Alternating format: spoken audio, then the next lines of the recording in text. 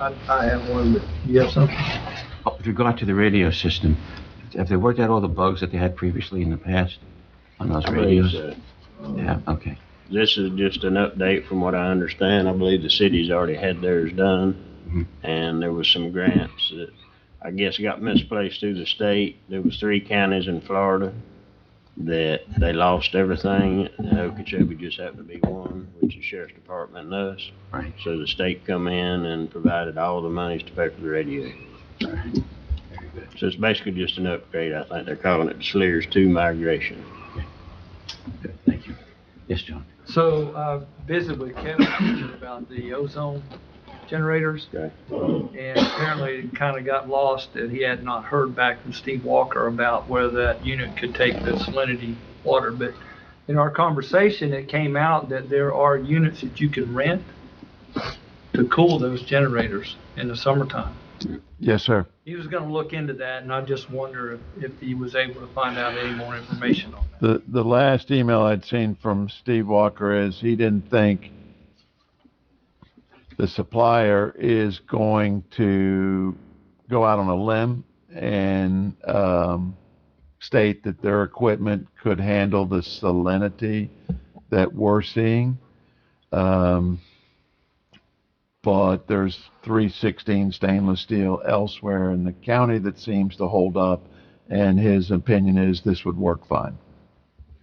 But I guess my understanding from Kevin is you can actually rent a unit that'll hook to the ozone generator to help cool it. There are rental units, yes, sir.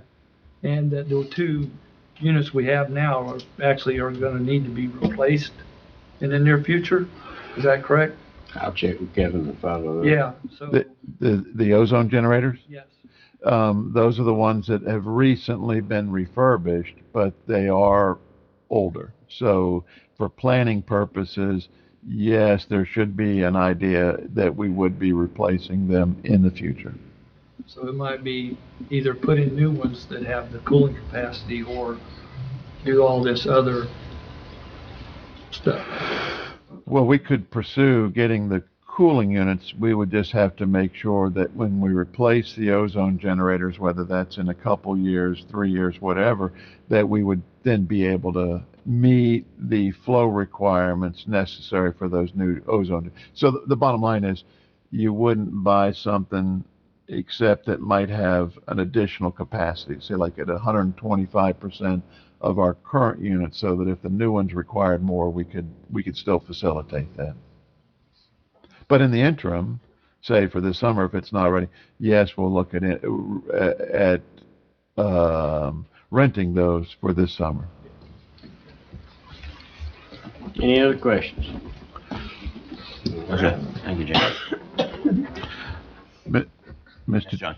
Chairman, if I could ask we could do the consent agenda. That's relatively quick if you want, but then I'd like to try to move 23 up. That way, if Mr. Gamatea needs to get back to the treatment plant, we could do that. So after the consent agenda, if we could move item 23 up. No problem. This time, item number 6, consent agenda. Does anyone want to pull any item out at this time? Yes, sir. Yes, sir. I ought to suggest that item 17 be pulled, since that deals with a payment to South State. Did you pull it?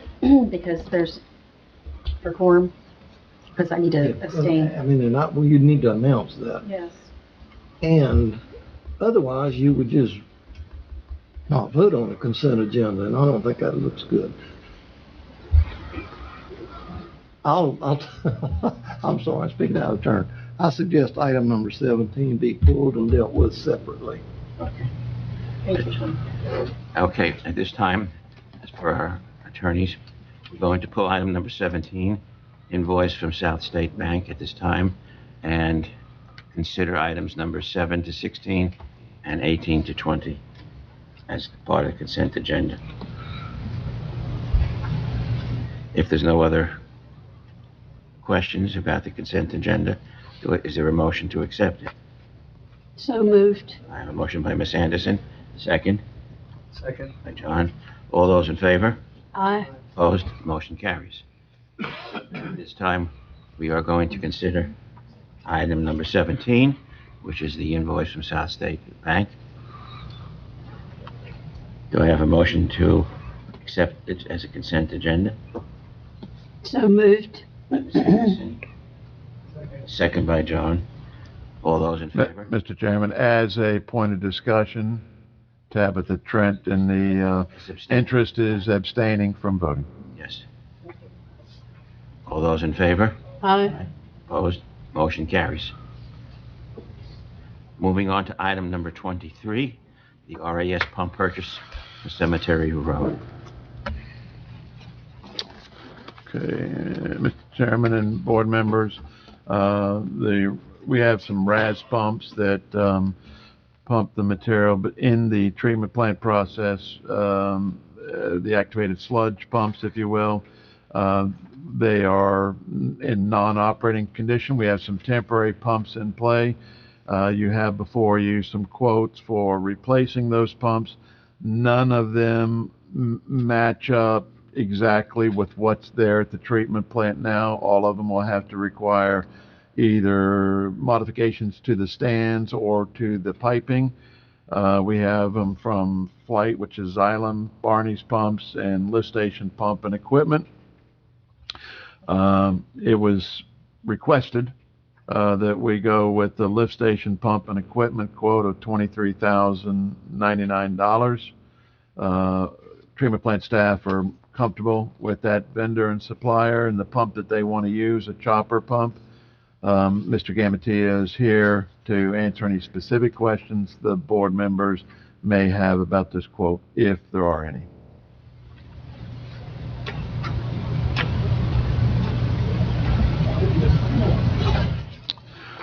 Why is there only one?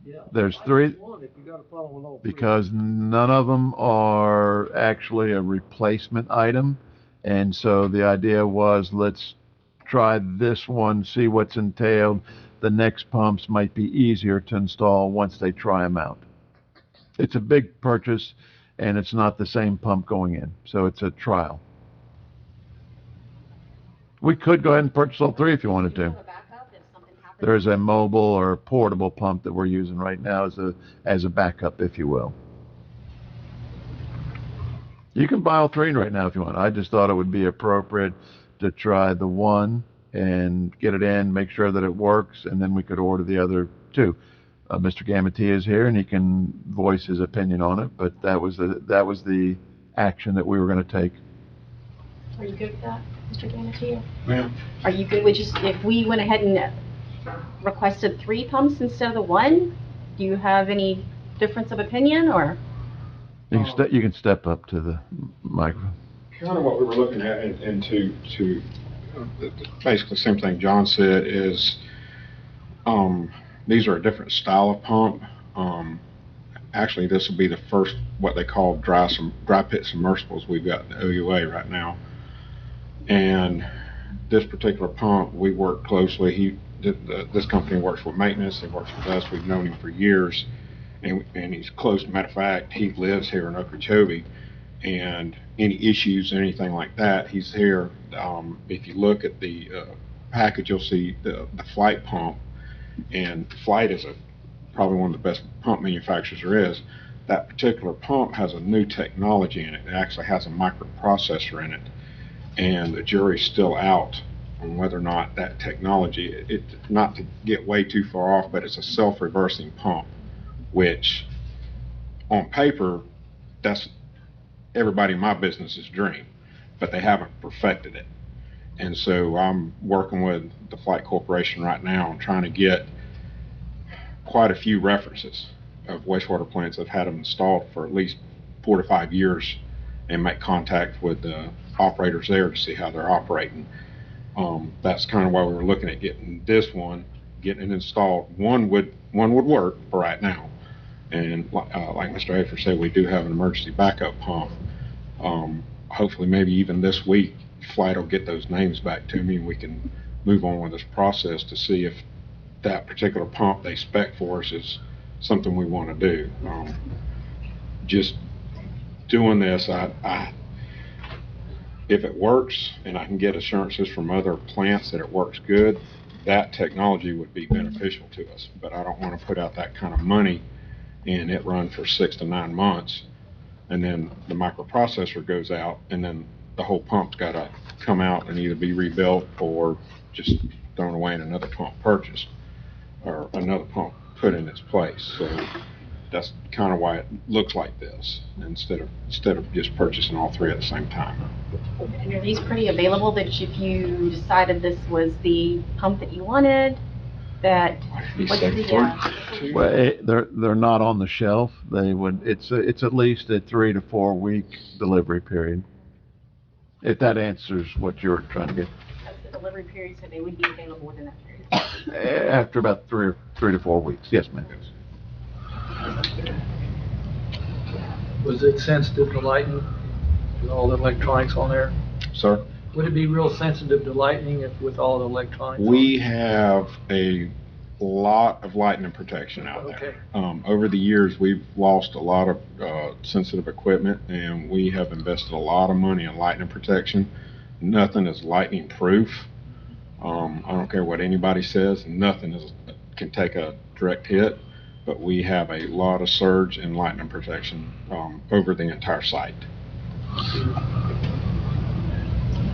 That makes sense. Well, if you're good with us just ordering the one, then I'll make a motion to approve as presented. All right, I have a motion. I Second. have a second. I have a second by John.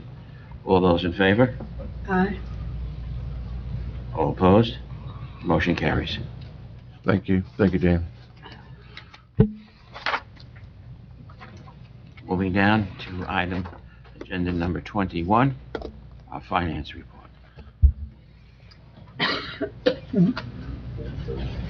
Yes.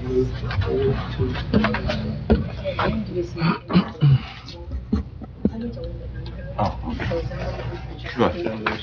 You tell me, yes, ma'am. Go through this page, please. What's that? Go through this page number 2. Which one would you like to go to first? Where are we at? 27, Yep, that's it. holiday. What? I think they'll probably want to do that. Okay. Okay. At this time, I'm going to Move on to- move around to take item number 26, paid holidays.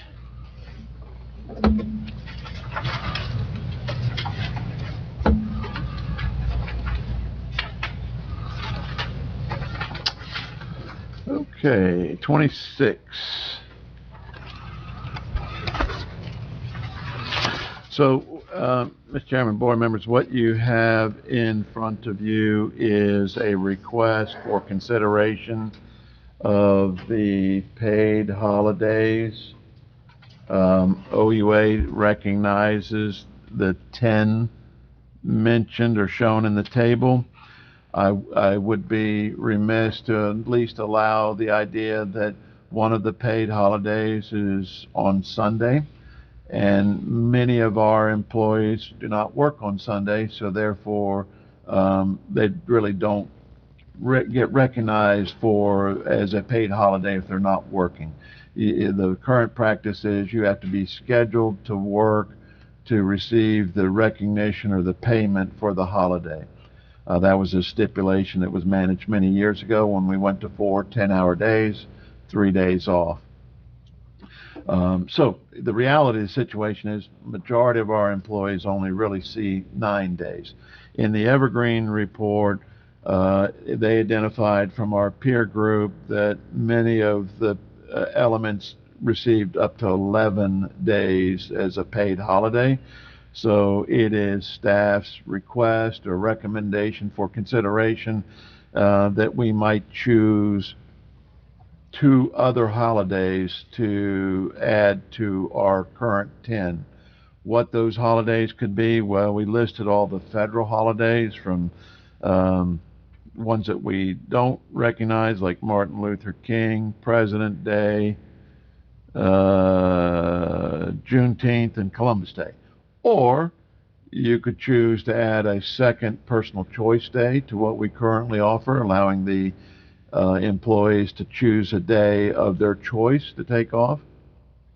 You could add work anniversary dates, so that they could not necessarily take it on the day of the month that they were hired, because that might already be a day off, but you might recognize that they could take a day during that month. Other options might be a birthday. Again, not the specific birthday, because they might be off, but a day off during their birth month. There's several options open to the board for consideration. If you were so inclined, we would just request that you direct us what we need to add, and that we will then make the appropriate change to the employee manual and bring the employee manual addendum back for actual board acceptance and moving forward.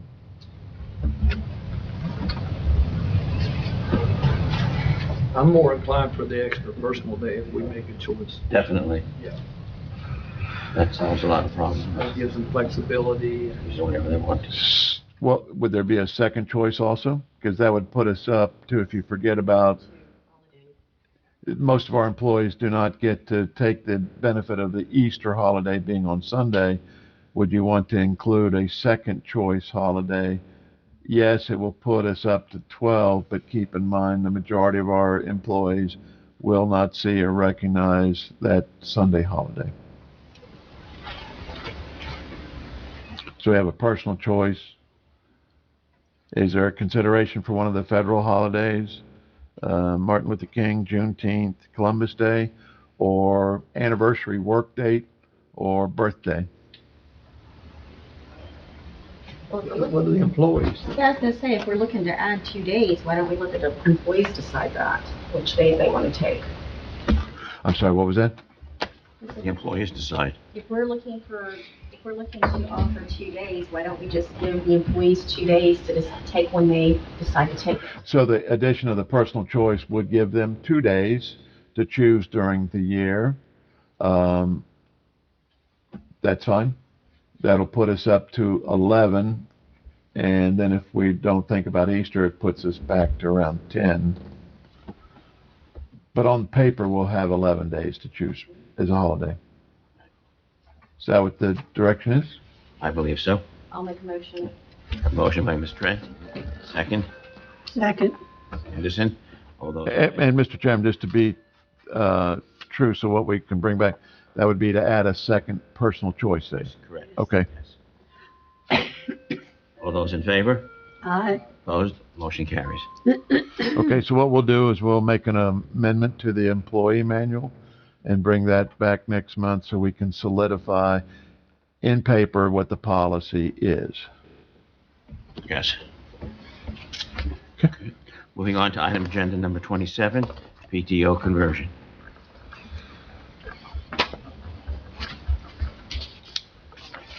So, sorry about all the paperwork for this agenda item, but again, this is a topic that's been discussed before by the board, and certainly was a workshop topic that was asked to be brought back to this month. Paid time off. Currently, it's in the book where by the book I mean the employee manual, that allows for employees, full-time employees, to earn both vacation time, annual vacation time based upon years of service, and a flat rate sick time in a given year. It's there in the board package that for full-time employees up to 10 years earn approximately 100 hours of annual leave in a given calendar year. From 10 to 15 years up to 127 hours, and then after 15 years up to 160 hours per year for annual leave, and the sick time equates to about 100 hours per year. One thing that's in our employee manual that doesn't always work out right is the terminology that it's for hours worked. So that when an employee is out on vacation or out on sick leave or whatever, they're not actually earning vacation time. So during a given year, it doesn't always equate to those hours. What we're proposing to do when you look through this is to switch to this paid time off consideration And at the bottom of on the second page, we go through the rate of how to calculate the paid time off, and it equates to, when you look at the table down below, if you go with this rate that's in here, for those full-time employees between 0 and 10 years of service, they basically would earn 180 hours of PTO. The 10 to 15 would be 220, and greater than 15 would be at 260. What you have to recognize is that the 0 to 10 folks do lose a few hours of sick time compared to what they normally would get right now, basically 20 hours. But what I would suggest to you is at the 180, it's hours that can be used for anything. It's their time off. Whereas 100 hours previously was only to be used during sick time, and the other 100 hours for the hours of use by the employee, vacation, whatever they want to do. On the 10 to 15, it's a 7-hour differential. Again, we're looking at 220 hours to be used in any way, shape, or form that employee so chooses to want to do. And then for greater than 15, it matches up hour to hour. And this all equated to a calculation scheme, but it is a little bit different. But I think overall, when you look at it, that if we switch to the PTO, giving that employee the full 180 hours to use at their discretion is better than the 100 and 100 split between vacation and sick time. The other thing that we're looking at doing to get away from the hours worked concept is that we just apply the full PTO on a given day. It can be any day, could be January 1st, could be October 1st, could be whatever day. We have chosen, since we start our fiscal year 1 October, is that come 1 October, everybody, based upon their years of service, would get their full PTO complement at that time. So we get away from the hours worked concept, and the employees can use it during a calendar year. The bad side about that, starting 1 October is hunting season, is Thanksgiving, Christmas, New Year's. There's a lot of holiday time, and employees will have to manage their time such that when May comes around or June and they're sick, they should have saved some of their 180 hours for that category. If they don't have the time off, I assume then the only thing that they're going to do is take time off without pay if they're sick. So there is the drawback that employees need to manage their time just like they kind of do now. They have to manage their sick time and vacation time accordingly. Downside is they could get their 180 hours 1 October and then leave employment for a better job that they might want in April, and they may have already used their 180 hours. There is that drawback. But administratively, it's just a great concept to give it to them for the year and let them use it. And then at the end of the fiscal year, they can carry over up to 224 hours. The other trade-off is that we have to recognize we have about 117,000. I'll work the 1,000 in this time. During the workshop, I kept saying 117. $117,000 worth of sick time that would be converted over to PTO. It's a one-time expense. It's something to get switched over to PTO. It's something that we have to recognize because right now, under our current manual, they have to work at least 10 years of service, leave in good standing, and they could conceivably cash in their sick time 50 cents on the dollar. So half of that 117 we could be paying for anyway. So it's really only another $55,000 to $60,000 that we're talking about in switching over to the PTO. So it is certainly staff's recommendation. I think it's something that employees would like and approve. You still have one of them here besides me. But I think the PTO is an option when we start looking at the reason for the workshop, which is hiring or retention of employees. that is a selling point. So, hope I didn't speak too quickly or go over, gloss over too much, but I'll certainly entertain any questions or comments you might have on the PTO request. I'm not that familiar with PTO, okay? I've been out of the business for a long time. What happens if somebody has a bad accident or a very severe illness and they're going to be out for 6 or 8 months? They use this up and then they're just on their own? No, ma'am. They, under the cafeteria plan, we get back to health care. Oh, okay. One of the options that every employee has is they could purchase short-term disability, or they could purchase things like an Aflac plan that would help them pay in the event of job loss for health care. The OUA automatically provides the long-term disability for every employee. Okay. So we have those kind of carryovers, both insurance that you can buy, short-term disability that the employee could purchase, or and then for the long-term, OUA provides that. So the most that they could have available to them under this PTO plan would be the 240 that they carry over, and then as of 1 October, whichever one, 180, 220, or 260 would be added to that amount. Okay. Thank you.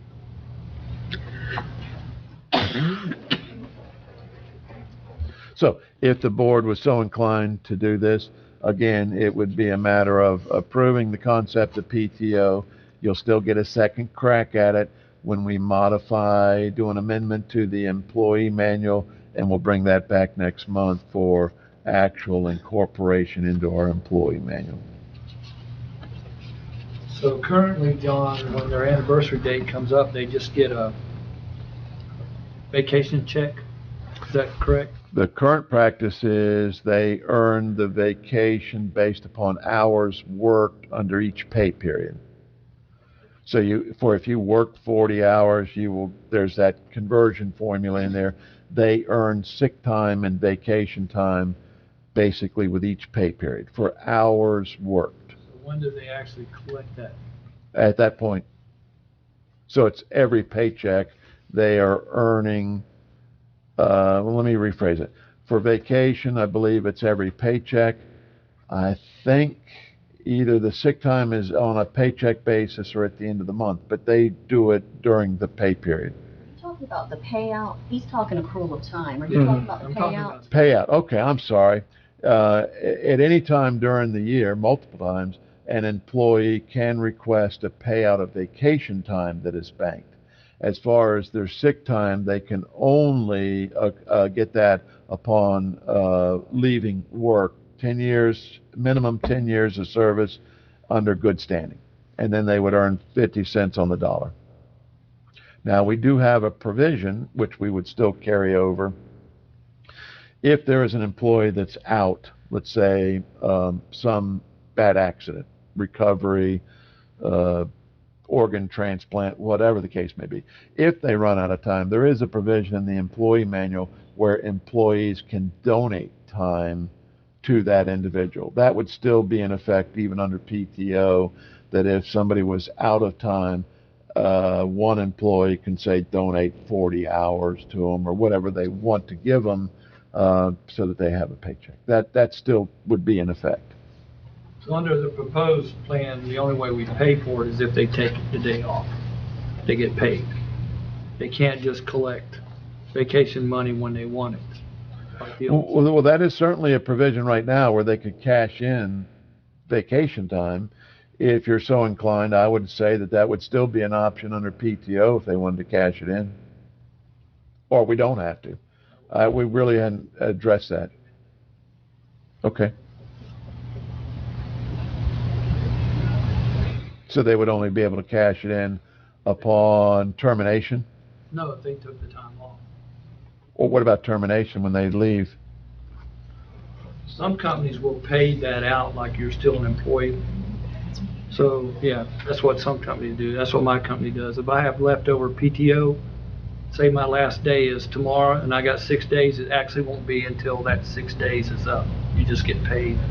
You get paid those 6 days? You get paid. Okay, so you get a payout? Yeah. Okay. So we need a motion. Would like to make the motion to accept it. Who made the motion? Steve? Okay, and John second. And now, are we on discussion? That would be with the provision that when we write up the employee manual, we don't allow for payout during the year. Is that going to be added into this motion? Yes. I would recommend that. Yes. Okay. Excuse me. Everything else as presented is good? All those in favor? Aye. Opposed? Motion carries.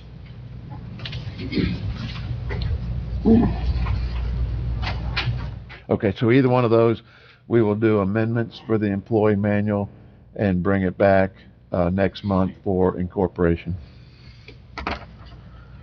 Moving on to item agenda number 28, employee merit and hourly pay adjustment.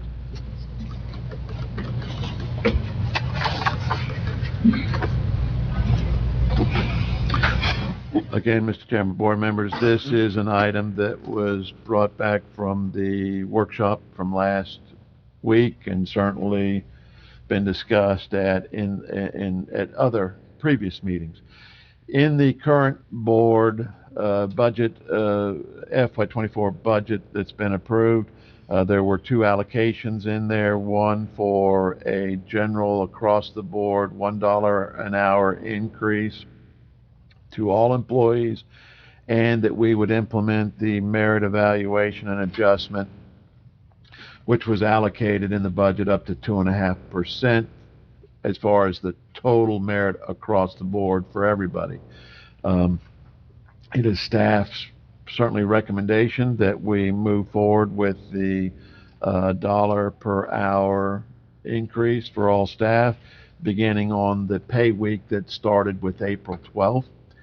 And that we move forward with the employee evaluation for merit adjustment, and that would take approximately upwards of 3 to 4 weeks to complete, but we would move forward with that employee evaluation of all employees except for yours truly, because the board has already done my merit evaluation last fall.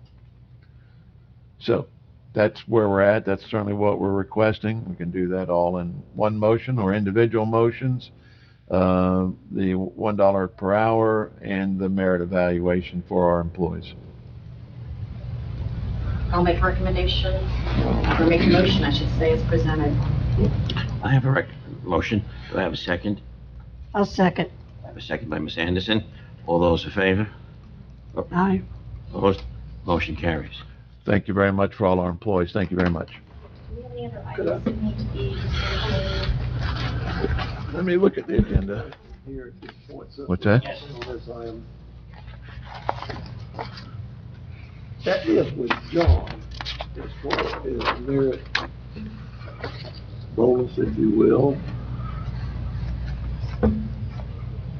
Am I right or wrong? He's included on receiving a bonus like all the other employees. Correct. Could I suggest that we make an amendment to the evaluation form? At the end of it, there's a recommendation to retain services.